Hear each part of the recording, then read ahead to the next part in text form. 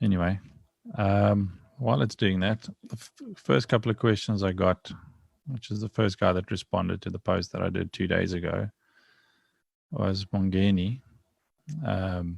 He's got a couple of questions. So he put on a couple of typical questions that I get often. One of them I wrote down just for myself because a lot of people ask me this question, but I'm just going to read his question quickly. How do you set up a mix and a gain structure as to not get feedback? Those are actually two different questions, gain structure and feedback. Gain structure is something that comes up in many conversations, obviously. And gain structure is something that, depending on the context that you're working within, will have completely different outcomes, or not outcomes, objectives. If you're sitting with in a studio with a mic preamp, obviously you can optimize your gain structure, get the optimal level into your preamp, and get a nice recording level going. You can't really do that on a live system unless the whole process has been part of your planning. If you go to a console and just put your headphones in like a lot of guys do, or press PFL and optimize the gain to 0 dB, chances are when you unmute, a lot of things can go wrong. So the gain structure needs to be optimized for the system. Where fader's at 0, if you need gain, if your level's too low, you can get gain. If your level's too high, you can pad. But the idea is it needs to be contextual. Feedback in itself is something completely different. Feedback is not a gain issue. Feedback is a system scenario where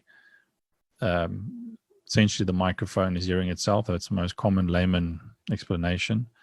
The actual cause is when the ambient noise in the room is less than 6 dB softer than the actual source to the microphone. So this is why podium mics, for example, and lapel mics and those things are the most difficult ones to get level or headroom out of on a PA, because if you just turn your gain up, your volume's going to go up, but the person is so far from the microphone, the system on the ambient noise in the room starts overpowering or reaching the microphone at a higher level than what the source is. So it takes over, and that's when the loop starts.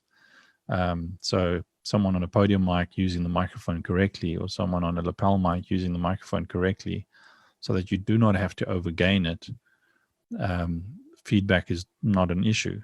So feedback is not something that you need to avoid, or that you need to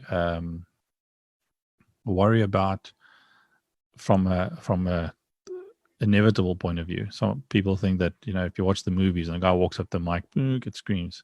It's just a movie trick to distract you. But feedback is something that is very much avoidable in all contexts.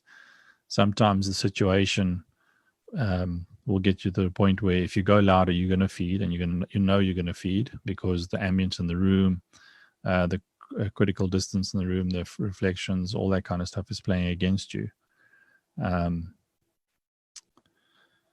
So you just need to be aware of that. So your gain structure starts with context and proper mic technique. You can have the best vocal in the world with the microphone that's being used wrong on a very good sound system, console, Abbott console, Digico console, whatever you want. You're going to end up with feedback potential if the mic technique is wrong. Some scenarios, as in, for example, theater, because rooms are so quiet, you get away with a lot more headroom. That's why lapel mics work very well in theaters and all that, because obviously they are acoustically treated, they're quiet, and we can go forward and turn the level up. It takes a long time for any sound to come back from the room to reach the mic other than the source, because of the scenario that you're in. Sometimes the most common issues you have with some of those theater stuff is when they want to take it on the road, and you get a big live stage production, and they bring one of the theater acts to the stage, and they want to use their own headsets and stuff that they've been using in theater, and all of a sudden that show file is not going to work, because obviously what's changed? The entire environment. So your gain structure has to adapt. Another question that Mongeni had was, I recently started mixing for a band. What is sounds terrible. What are some of the tips and tricks to improve the mix?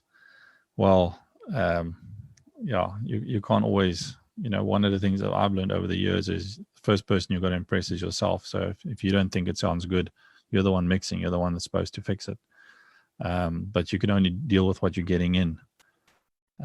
We've all heard the saying, garbage in, garbage out. If the band's not tight, if the band's not together, you can panel beat as much as you want at the mixer. It's going to stay compromised. Other times you're sitting with, if you're at a festival, you're a babysitter at a front of house festival, then you sit from one band to the next where nothing changes except the artist on stage, and you go from absolute disaster to amazing. Where you stand back and think, oh, I haven't done anything, and it sounds amazing. It's the content. Technically you're ready. So if the band is good, it's going to sound good. Young bands obviously get better with time. If you do have some technical challenges and you work with a band, you get to know them. You'll start doing things differently just by nature. We don't do things the same way over and over and over. So that's just from that perspective, time will help you, and then just keep learning your tech. Keep understanding what you're doing with it. Try different things. Obviously, don't mess up the show, but don't be scared to try different things. And then his last questions: what is the best? How do I get the best out of my PA system? That's a long question. And there's another question that I got from, let me just open this quickly. It was from DZ, Sonny Williamson. He asked a very similar questions. Can you talk about little system tuning without measurement software for small and medium scale PAs?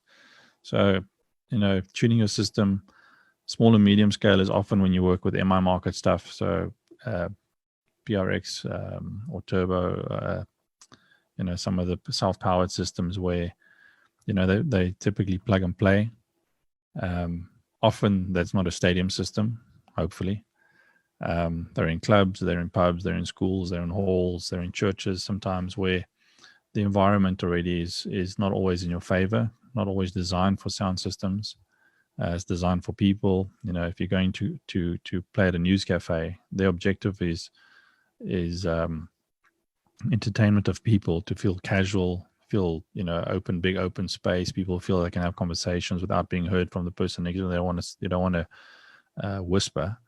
So there's a lot of ambient noise in the design of those buildings. Now you come and sit in the corner with a PA, and you want to tune your system so people can get nice to fine sound all over the venue. That's not going to happen, if you think about the context that you're in. So in those situations, if you do find yourself in a little venue like that, volume's not going to be your friend. Dispersion is going to be your friend, and placement. So more speakers, softer volume, all over the place. But that also means different people in the room are listening to different speakers. So your alignment and all those things become it's not an issue anymore, because every speaker is facing a different system or a different area, different people. Your localized sources will sound nice in their own right. The one question here, how do you do sub-alignment? Same thing on those little small systems. Sub-alignment, we can talk for hours and hours and hours and hours on this. And I mean, if the other guys, if you do system techs out there like Carl and the guys, subs is quite a science.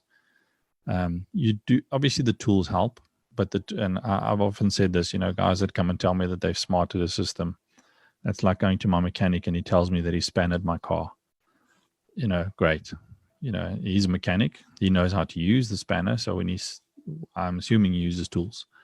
If you're a system tech and you've got tools like Smart and those kind of things, you still need to know how to use them, but you still need to listen. You still need to use your ears, and you still need to know what your objective is. The tool just helps you works smarter, hence the name, and quicker, and it helps you define your craft. But at the end of the day, if your laptop breaks, your software packs up, you left your mic at home, whatever you've got, you still need to be able to do the system setup by listening and understanding the basics. I still don't know why those that are being here from the start. I had my video until I went live for like a second, and then it went away. Let me see if I can Hey, I think my video is working. Okay, I'm not going to touch that computer again. I'm now going to work on my laptop so you can see me. I'm sitting in my OB van. My green screen is working sort of okay. I'm obviously just sitting at my house here. My little vintage SH55, thanks to Waldemar. Thank you, Darren. So I think I know what I've done. If you can see me, everybody just comment.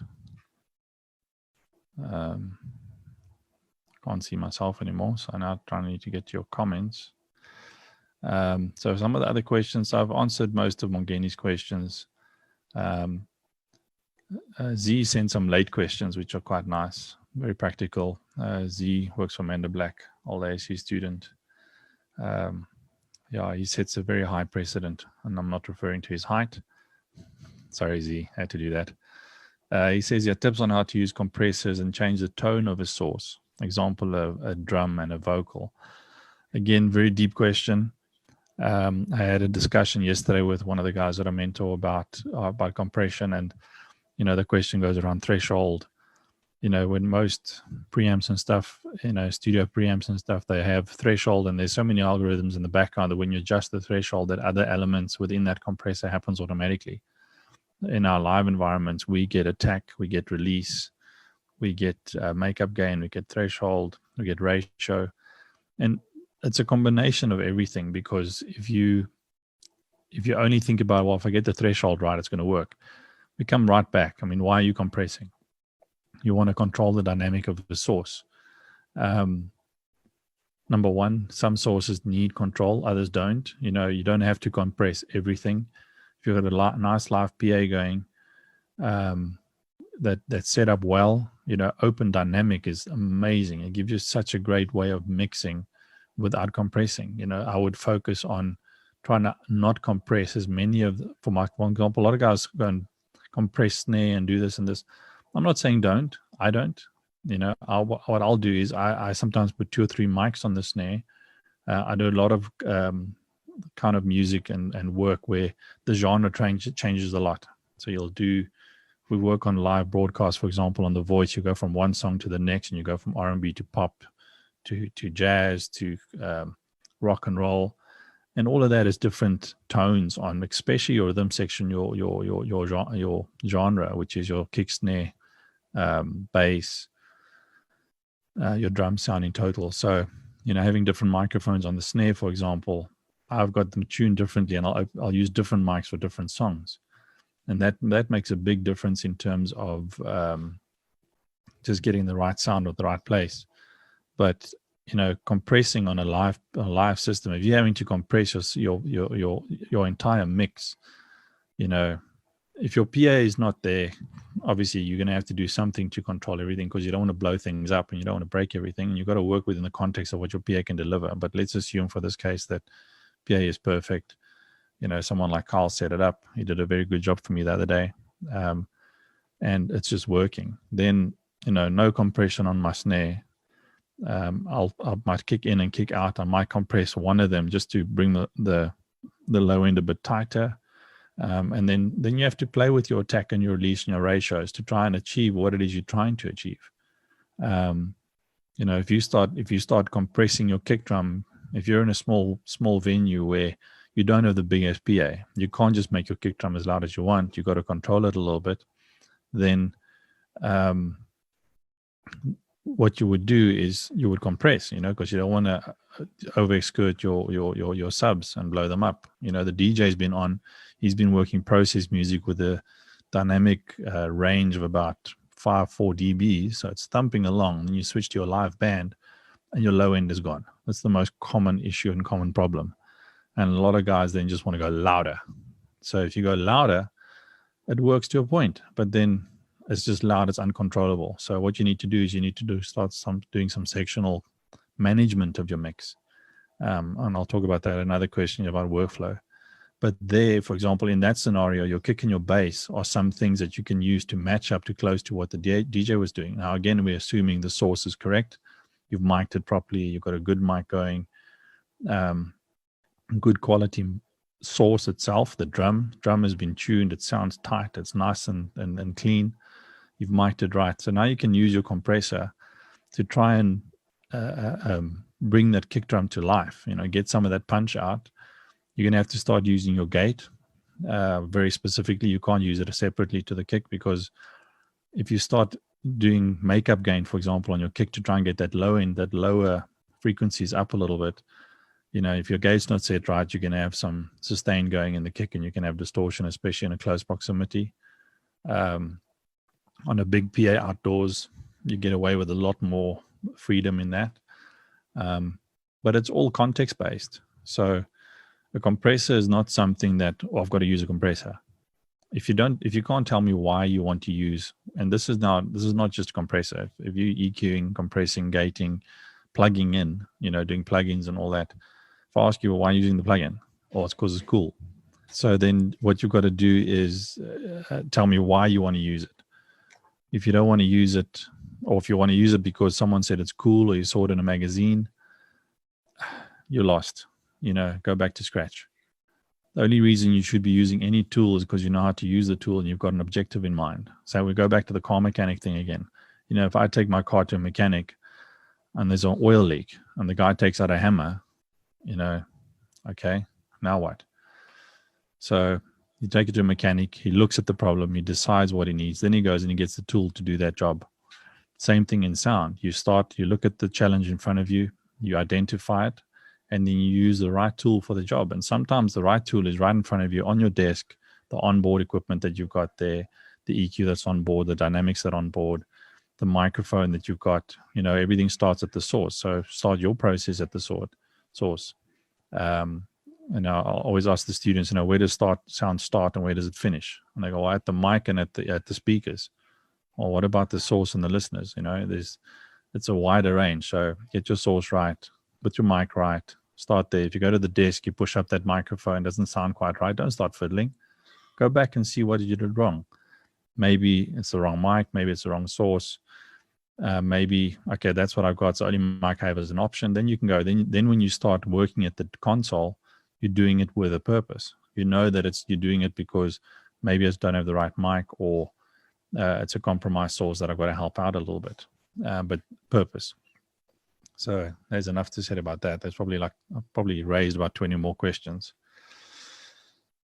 Z's also asking, what is my workflow and my favorite plugin? I think I've just answered the plugin question. Favorite plugin is one that works in that scenario. I do have a couple of favorites, depending on what I'm doing. If I'm in studio mode when I'm doing live broadcasts, my little bag of tricks is different to when I'm in front of a house. It's different to when I'm in the studio. And when I'm in front of a house, I simplify my workflow down to the point I've only got 10 fingers. And these days we're sitting with 80, 90, 100 channels. So my workflow, first of all, starts with control. Bring the control localized, lay out your desk properly. You need to know your equipment. You need to know your equipment well, and just get control. You don't want to be, and I use this often when I speak, you don't want to be reactive. You want to be responsive. If you've got control over your mix, and something even as far as feedback or a crackle, a microphone that goes down or anything like that happens, you can respond to that very quickly if your workflow is understood and you've set it up with thought. If you read in a magazine about one guy that's done something in a certain way and that's really cool, and you go and try it for the first time at a gig, you're not in control, because muscle memory comes into play. We always laugh at guys when they start with a channel list. You start with kick, snare, hat, so forth, and across the whole world. I can give you channel lists from Australia to the States to the UK, South Africa, everywhere. And the guys, everybody starts the same way. I've got in my mind, I used to do my channel list when I was working by myself a lot more backwards. I would start with my overheads and end with my kick drum on my drum kit, so that my kick and my bass are right next to each other. You're doing a lot of variety work.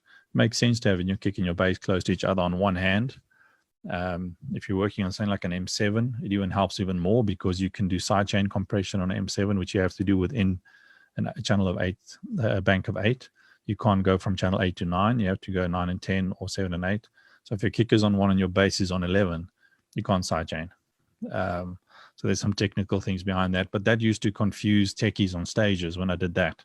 So now what I do with the tools available to me, my S6L, and even on Soundcraft, soft patching. So what do? You stick to the normal. Start with a kick, go through your drum kit, go bass, go guitars, keyboards, acoustic lines, all that. And then with soft patching, you can make your layout the way you want it. You don't really need to try and be fancy at all for other people. Keep it as simple. When your team is big, the more you stick to constant structure, the better. Communication is key, and your piece of paper that you prepare is your key. So I think that answers Z's question. Answered that question, but the little PAs, I didn't really answer it. I sort of avoided it. Very political answer there, because PA question, I think we can talk about PA in a different way. I think these days, if you speak to someone like Yaku or some of the old school guys like Revel or Richard Smith or all that, we use our ears. When I started doing PA, I mean, the first PAs I used, I built. It was, I'm not 27 like most people think I am. So you have to listen. When I got the opportunity to work with some high-end PA, I had a DBX RTA, which I got from my dad, or we had, and I used that. But at the end of the day, you listen, and you didn't have DSP. You had analog crossovers and you had graphics. And again, these days, people think because it's DSP, it's better. No, it depends on how you use it. You need to understand your tools. So I'll just leave that one at that one. So we can do another section on PAs and all that kind of stuff. James asked the question about how do you separate your kick and your bass in terms of frequency when mixing live so that they don't mask each other. I think that comes down to genre. Both kick and bass can produce low frequency, but depending on the genre that you work within, one of the two is your key source for the low end. If you're working with nice smooth jazz, your bass guitar's got to be nice and warm and present, got to have a lot of tonal quality to it. And your kick drum is just your heartbeat. Doesn't have to have a lot of low end to it. If you're going to more funk jazz or fusion jazz, that changes a little bit.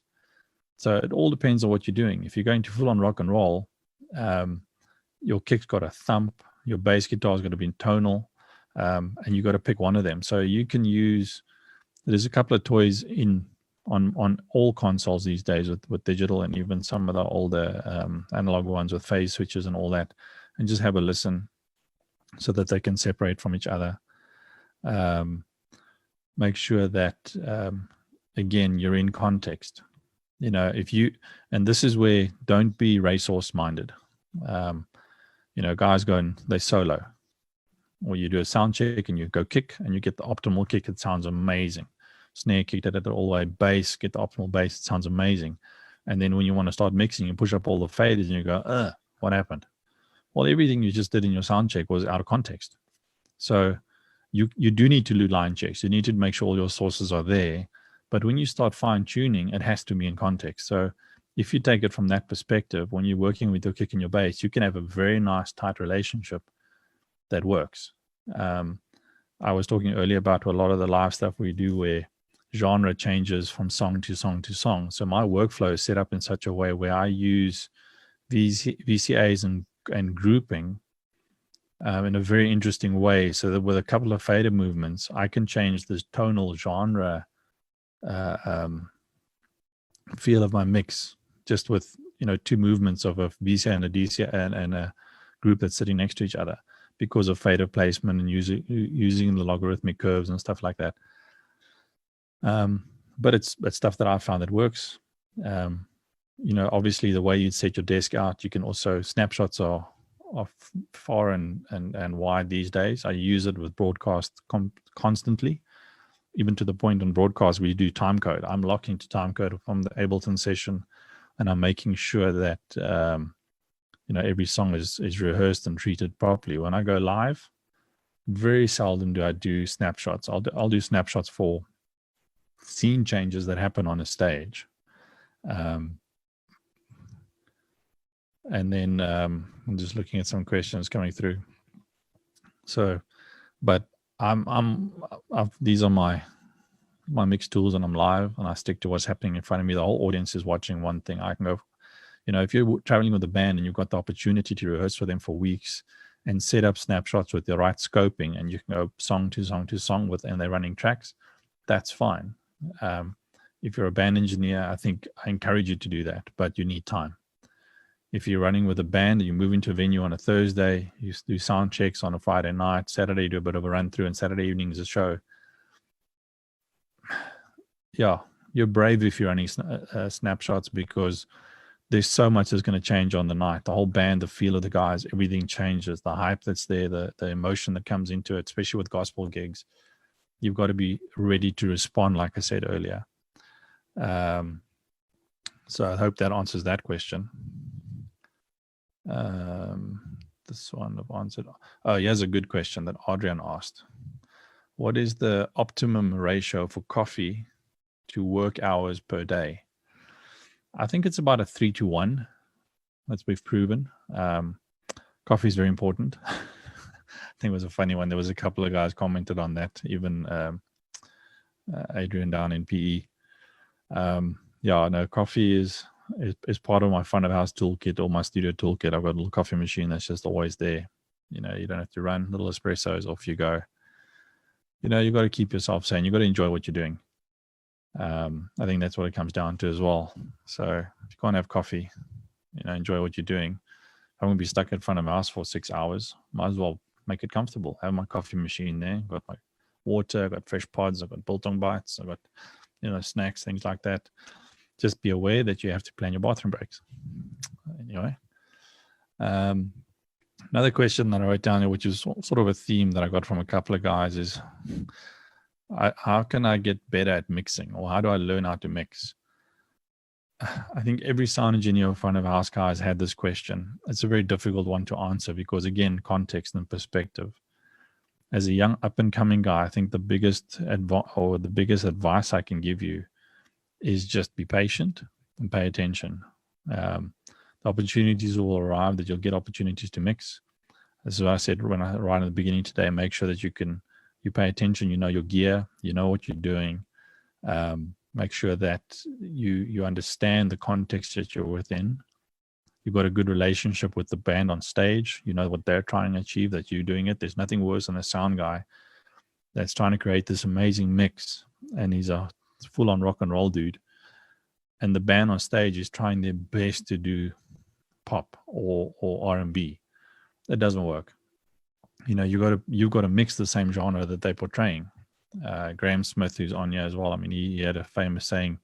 He was a keyboard player for Watershed in the big early days, or for the first round, where you're there to reproduce what the band is doing ultimately, accurately reproduce, I think is the words that he used.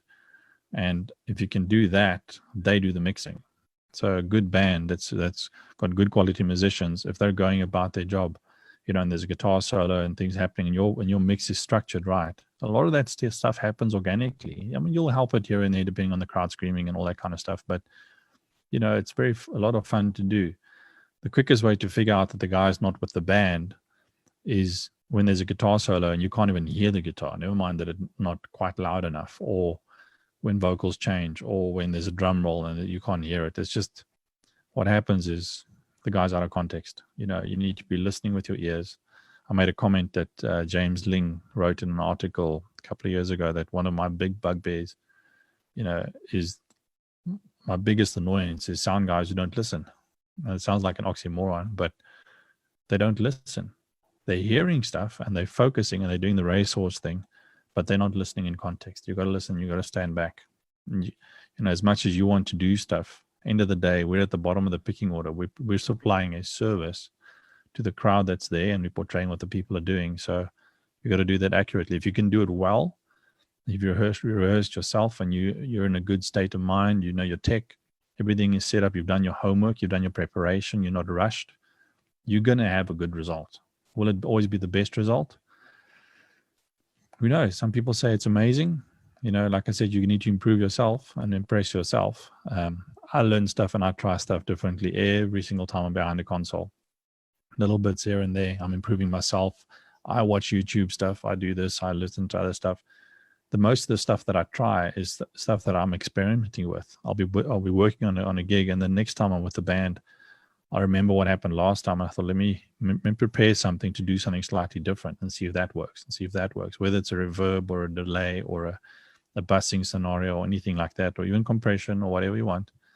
But you're trying and you're paying attention to what you're doing. And I think that's the key. It's almost like pressing record in your mind, so you can go back and replay it later and pay attention to what you're doing. If you're reactive behind the console, which is a comment I made earlier, where that means you're not ready in your head.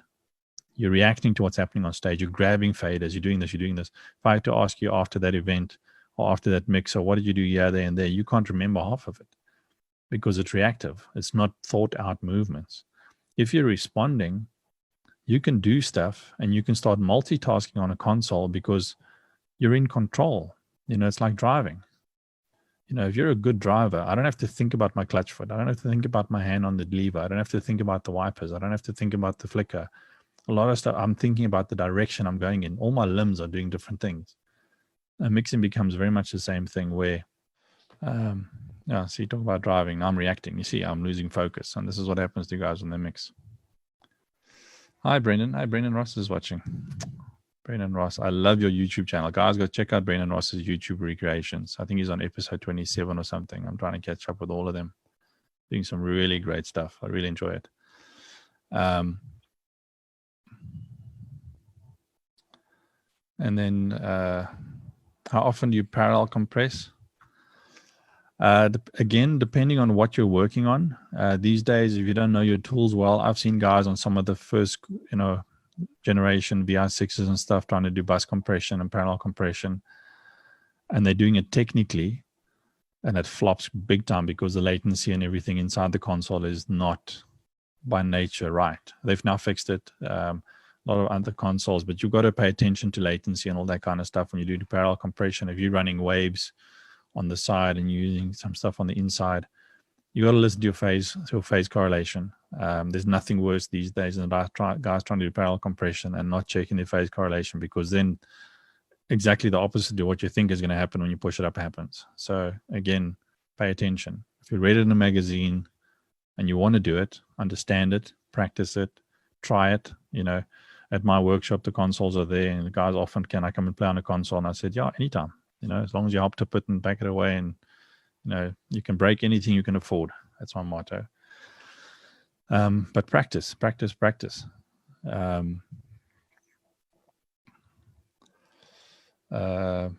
Paul Smith.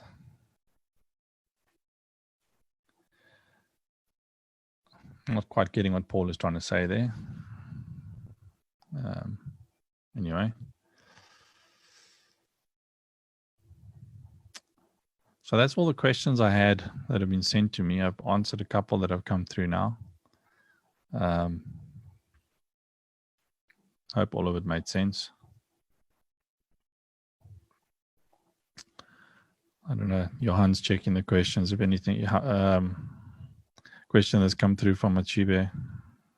Explain your approach to sound reinforcement for a show from design point of view. Oh, well, that's context. I mean, depending if someone approaches you for a show, number one, first question is always date. Date's always a problem. But what are we doing?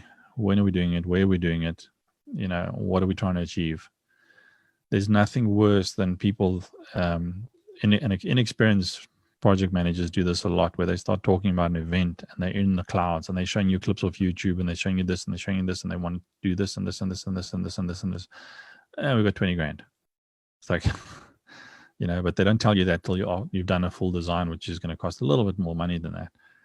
So just be realistic, work within the limitations of the budget.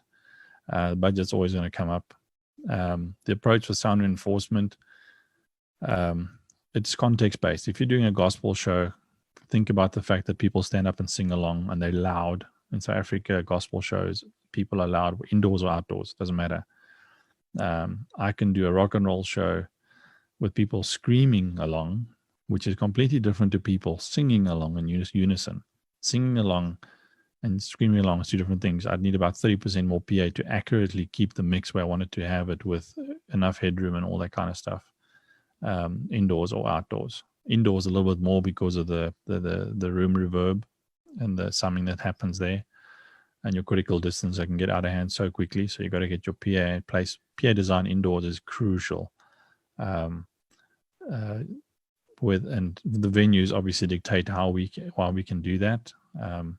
I spoke earlier about some PA design stuff, and I think we can have another whole session just on that.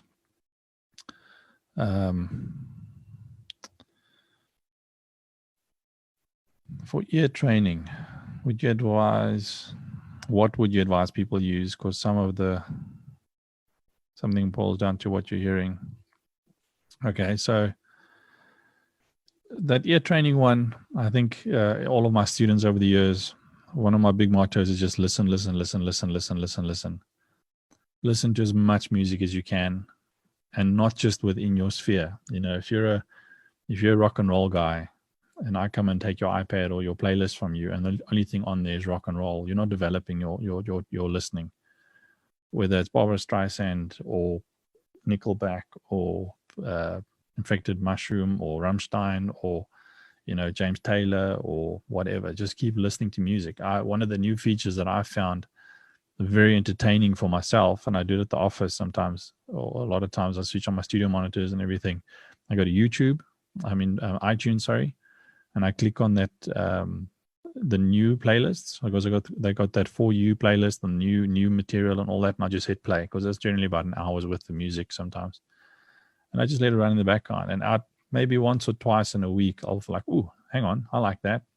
It's a song that I've never heard before, something that catches my ear. Go look at what it is, buy the album, have a listen, add it to my playlist. I've got a voicing playlist that I used to set up PAs that I started in the 90s. Don't know when. Some of the stuff, obviously, with digital now, it's a lot easier. I had some cassettes, early 90s, that I was using. But then I had some mini disc stuff that I used at one point, and I had that, and then obviously CD and iPod and all that kind of stuff. Make sure you get good quality music. Just because it's on an iPod doesn't mean it's good quality. You can be sitting with very bad MP3 quality. So make sure of the quality of the music that you use. Why is DJ laughing at me? But yeah, listen to music. And then the training side of it is when you like something about it caught your ear. So then you start asking yourself questions. Why do I like it? Why do I listen to it? Is it the snare? Is it the motif? Is it the bass line? What is it? And try and analyze it for yourself. If you can do that, you start listening in different ways, and you're training your ear to pick up on different things, and you're focusing on different things, which essentially, if you think about it, is what you're doing when you're mixing. You're trying to multitask. You're listening. The whole mix is going, but you got to listen to your relationship in your bass and your kick. You got to listen to your guitar and your snare and all that kind of stuff, and make sure that it makes sense. En dan, Adrian, ek het koffie gehad net voor ek begin het. And just listen. And I think Adrian he'll agree with me on this one, where, the more exposure you get, the more you try stuff, the more you listen to things. If I start doing something different on a snare, it's because I'm listening to it within the context. And sometimes I hear something on a new song, on a new track, and I'll go, that's really interesting. I wonder how they achieved that. And I'm listening to it. I listen to the next track, the previous track, and I'm like, okay, hang on, that works really well. But then I listen to what's around it. Why is that working? If the snare really pops through, and is it the reverb? What is it about the snare? What is it pairing with in the mix? If you're listening to country music or something like that, there is a lot going on. And just listen, and for young guys, this is where, I think you can learn the most, because you pick up on songs. Oh, I like this, and you want to play it on PAs. You get to a PA, put it in, you want to play it loud. Why? If that's what's inspiring you, you got to figure out why that is inspiring you. Analyze it to the point where you can start recreating that. And that does take time, but it takes a lot of discipline to listen like that. I mean, I listen to some songs. I've got stuff in my playlist. I don't know how many thousands of times I've listened to it. And I don't listen to the whole thing. I listen like 20 seconds of this, 30 seconds of that. So when I'm tuning a PA, it's not about playing a song loud. Yeah, and every now and again it's fun. It's a good sounding PA when I'm done with my tuning. And there's often after hours, I'll put on a song and I'll go walk the room, have a listen. I really enjoy the song, and not at a high volume, but I'm listening to a specific song that I've heard a gazillion times on different PAs, on headphones, in my car, all over the place. And I can pick up on different things. And I can pick up on the tonal qualities of the voice. I can pick up on so many different elements that makes it work. So if I use that song, I was just talking about Carl earlier. When me and Carl were setting up the PA the other day, he was using a bunch of stuff, and only when he was done and he was happy, I played some of my songs. I made some comments to him. I walked around, and then I was happy. We tuned the PA correctly, and it worked. But it was a combination between the two of us. I let him do his thing. I let the mechanic tune the car, and then I got in and I got a feel, and I adjusted the seat, and I got everything, and I got ready to drive. I think that's what it comes down to.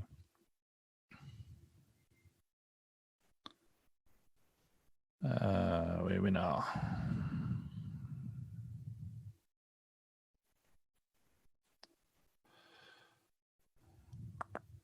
Any other questions? What's the time now? We've been going for just about an hour, so we've got about 5 minutes left.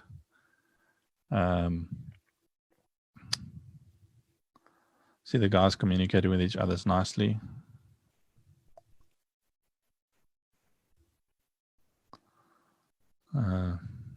Some good conversations going on there. So you guys can answer your own questions.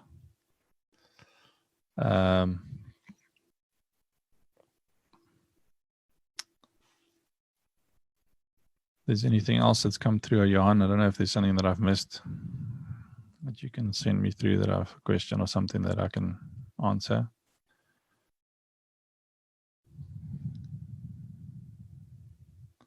There's a question from Ben. What would you say is the 3 things which are a must for an engineer who is joining a band as their full-time sound engineer? It can either be things he or she can do over time or immediately after joining. When you're joining a band, I think the most important thing is relationship, communication. You can't have communication without relationship. So if a band's approached you to come work with them, start spending time with them as soon as you can. Go to rehearsals, even if there's no PA, if the guy's garage with a guitar and there's no sound system, it doesn't matter. You go along, you talk to them. You hear how they talk to each other. You hear what they're expecting when they talk about the music. You hear them expressing themselves about the music. Once you've got that down, you can start interpreting what they're saying when you start working with the tech. Obviously you do your homework. You're there because you know what you're doing. You've got the gear down, all that kind of stuff. Make sure that you know the gear. But communicate, build a relationship, and make sure that you keep that communication open to the point where, as the guys are working, just keep working, keep listening. When I'm working with bands, there's guys like Lebo and Joseph and the guys. I spend more time with them, than some other guys would, because I make friends with the guys, so I understand where they're at. If the guy's a producer and he's trying to do something specific with a song, you need to know what that is more than some of the band members. Sometimes, they can just play the parts in front of them. You getting the responsibility of putting it all together with the producer. We work with James a lot on the voice projects and some of the broadcast projects, and we bounce out after rehearsals live mixes constantly. And I'm talking to James all the time because he's putting the song together. And we got into the point where I can now contribute to him in the Ableton session, where I can tell him, listen, that one pad is not working with what X player on stage is doing. So either the player needs to change a patch, or you need to pull that down, or can I mute one of them? Or you've got a synth bass going on the track, which really works for the genre, but the bassist is playing. So do I need to try and bring him in? Do I need to try and work with him? Or can I feature the synth bass more? Do you want the live feel? And you can have these conversations based on the relationship that you've built. Just looking at some more questions here. Dante. Al Funk, thanks.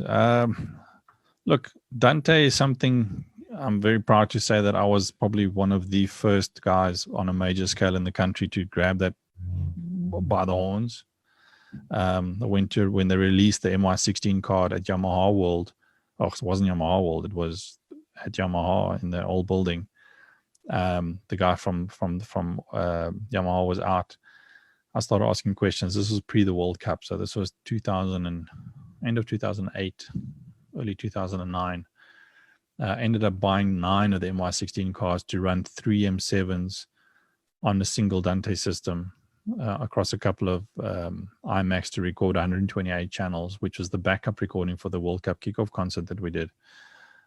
We did everything on Pro Tools and we mixed on Venue for the live broadcast of the world, but our backup recording was Dante, and I still have those cards. And obviously Dante today and Dante back then, two different kettles of fish. Audinate's really enhanced their skill sets, their product range. Dante has become a lot more user-friendly. But I think if you want to learn specifically about Dante as a protocol is phenomenal. The downfall with Dante is not Dante. And I'm going to say this, and some people get upset with me. The downfall with Dante is the ID10T errors. ID10T errors that occur because people think Dante is plug and play. It is to a point, but Dante is assuming you know what you're doing on the networking side. You know how to check networks. You know how to check connectivity. You know what IP is. You know what subnets are. You know what all these kind of things are. So ID10T, if you write it down by yourself quickly, spells out idiot. Problems between the chair and the keyboard. Dante itself is a very solid protocol. The most common problems, I would say 90+% of problems with Dante is not Dante. That's people's lack of knowledge about it. So go to the Audinate website, do the Dante level 1, level 2, level 3 courses, go to Stage Audio Works, do the level 3 or 4 courses, go do IT courses online, get the basics down so that you know what you're looking at. Dante is very solid. I mean, we're running Dante across a couple of different platforms. And the common thing about it when it doesn't work is not Dante. It's the tech. It's a network converter. It's a Cat5 cable that's gone dodging.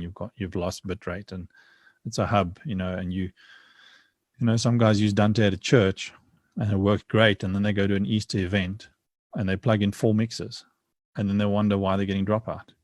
Because they don't know how to do multicast, and they don't know how to set up the thing properly. And it's not Dante. Dante is ready for all those scenarios. You need to learn how it works. So if I'm offended someone, I'm sorry. Have another coffee. What else is there? What's my take on virtual events? They suck. No, I'm kidding. No, they do. Why? Because there's too many guys at home that's not working. So we all know where we're sitting now. We're all sitting at our houses, and virtual event is great, but the amount of people involved in them is limited. Our industry needs a lot more than virtual events. And my hat's off to the guys that are doing work out there, because we are doing something, but we need the live events back. And then, thanks, Jan, for posting those Audinate stuff there.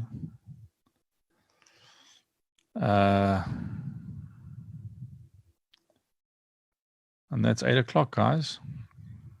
I'd love your feedback. Just post some more comments if you appreciate it, what we're doing. I want to do some more stuff.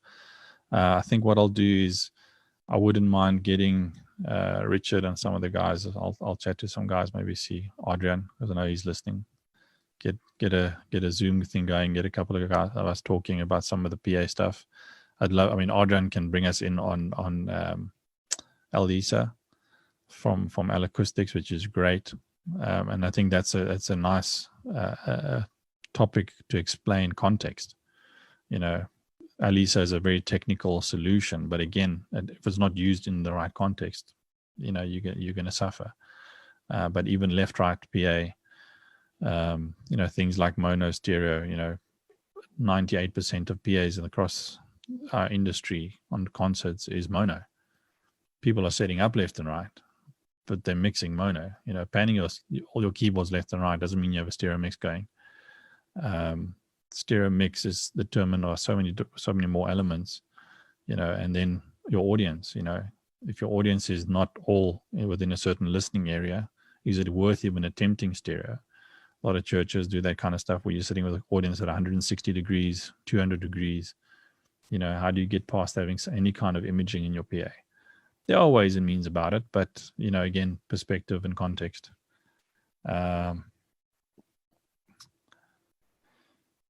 Yeah, I think we'll definitely do one of those. We'll do one. I mean, the Dante thing's come up a couple of times now. It's more than Dante. There's Dante, there's Maddie, there's so many different product lines out there that can help you manage communication. I mean, me and Adrian did a thing on communication at MediaTek, and we called it communication protocols in the live sound environment. And we spoke about everything about communication verbally between people, communication between devices, because when you're sitting with Supersport vans and Digigo consoles and Avid consoles and all these different things, obviously communication between them brings in clocking, brings in sample rate, brings in all these different kind of things. So it is a very interesting subject, and there's a lot we can talk about it. But we're running out of time for that one. Yeah. At least you got to see me for about half an hour. Got the video working. I think I know exactly what it was. But I'll get that sorted out. Half my problem here is the computer that I'm working on does not have a camera. So I'm using my cell phone as a camera. That's why I'm looking up all the time at my cell phone. So yeah, my camera settings on the computer wasn't all there. I think that's it. We're going to leave this one up. I think what I'll do is Johan will clean it up and then keep it up on the website, and you guys can watch it. And then it's Friday today. I'll do another one on Monday night to see how it goes. Thanks for watching, guys. Appreciate it. Now I'm going to switch myself off on purpose. Enjoy.